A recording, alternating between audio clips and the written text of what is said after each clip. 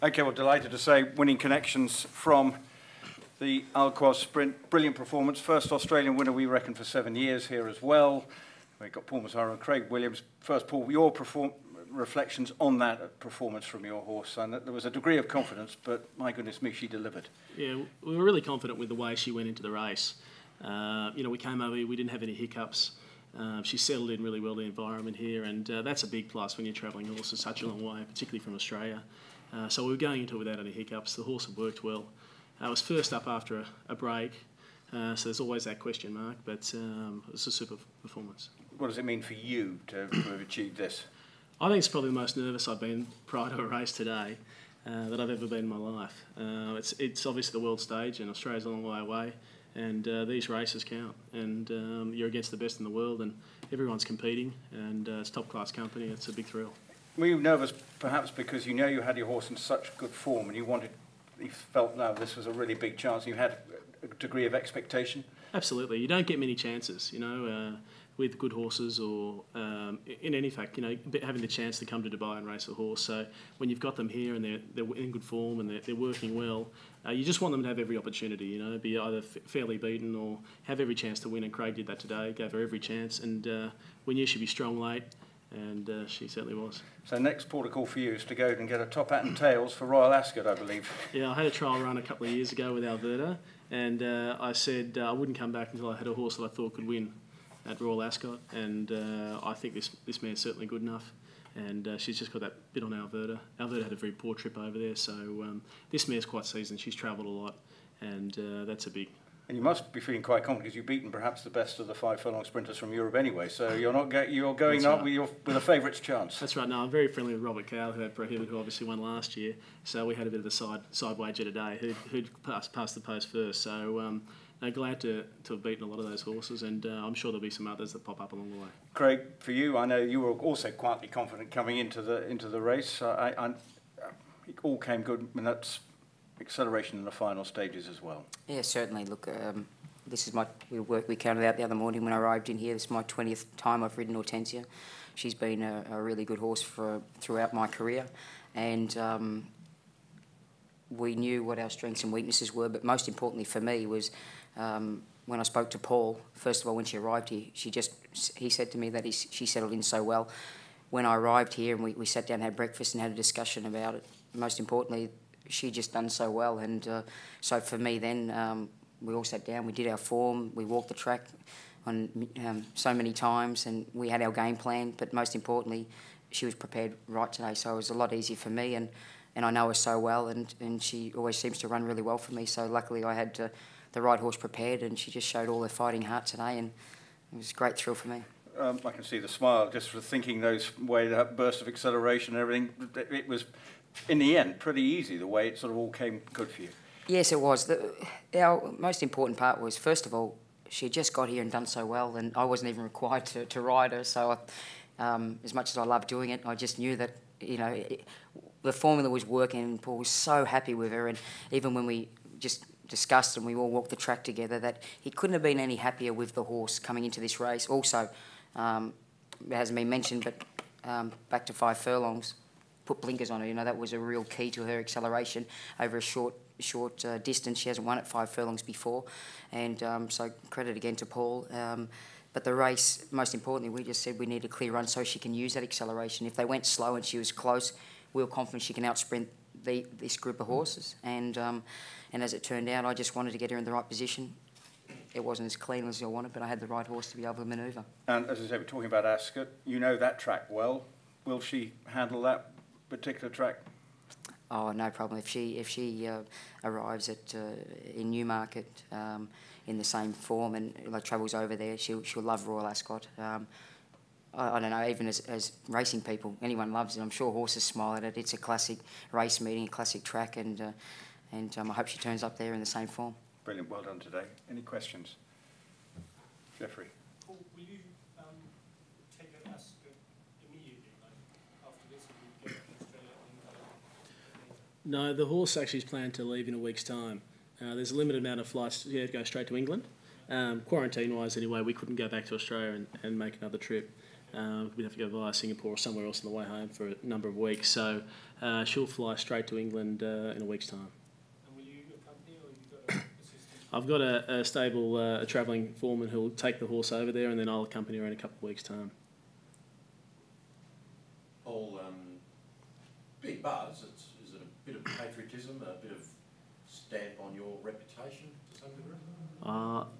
I guess so. It's a massive thrill. You know, I love travelling horses, and I think it's well documented. Whenever anyone asks me, you know, what's your favourite thing about racing, I love to travel horses and always want to take horses overseas and compete against the best. And I guess you're right. Australia's probably down the bottom end and doesn't probably get much credit in the Northern Hemisphere, but I think we've got some of the best sprinters, and we can compete anywhere. And these days are the showcase of the Australian, what we've got in Australia, and it's great for the product that we produce there, and show the world that it's up to scratch. Craig, after 400 metres from the stands, it looks like she was a little bit flat, or had you really not asked her to do anything at that point? No, it was important that I felt to give her she's not a horse that likes to be buffeted, and one thing about her, when she has her acceleration, she just needs room to manoeuvre, and unless I was comfortable that I was going to get that room, I didn't want to put her into a bit of a wedge, so I was happy to as it turned out, there was a bit more pressure than what we thought, and then most importantly, I was able to get her in the clear and use her acceleration. So of course the race didn't go to plan at the start, but most importantly I was then able to, I felt being negative at that part of the race got me into the position to go, rather than trying to force where I was hoping to get a run. You spoke of walking the track. Did you actually get to the spot where you wanted to be? Yes, we had. It was actually quite good. I haven't done much riding for Paul. I think.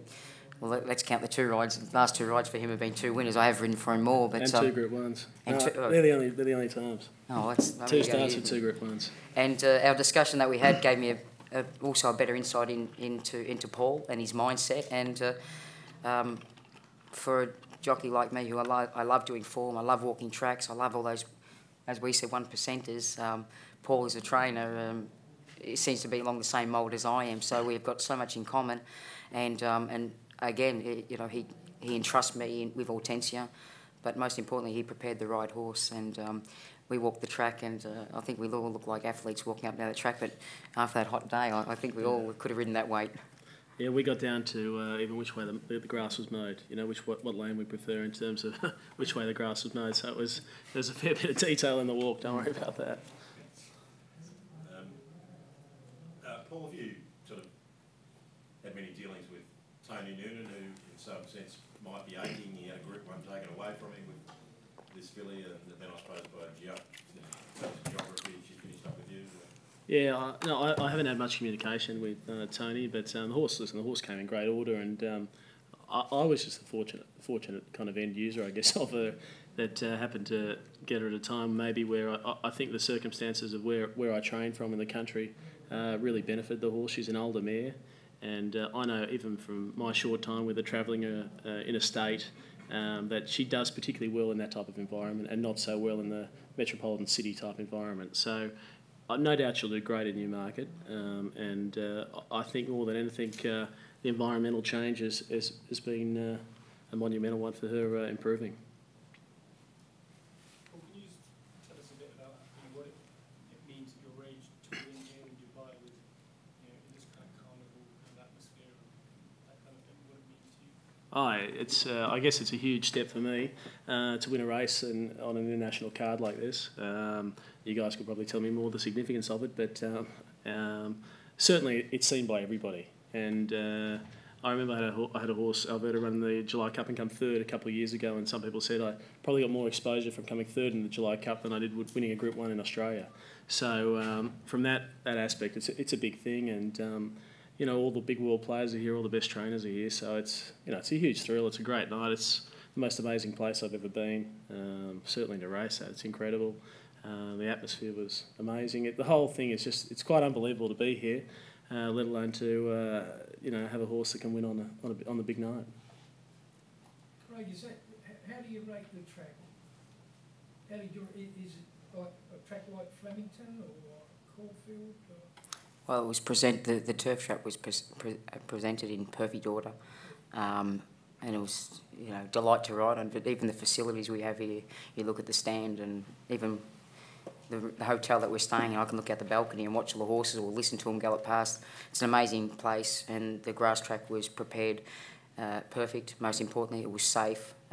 It was even, and you know, you ask a winning jockey how the track is, even if it was a heavy 80, he's going to love the track, that's for sure. Any other international options for you over the next few months, Craig? What's your itinerary? Yes, I'm looking forward to getting home. I've got 2 rides at Sandown on Wednesday, then we've got the Golden Slipper meeting, which I've got a really nice ride for Gay Waterhouse.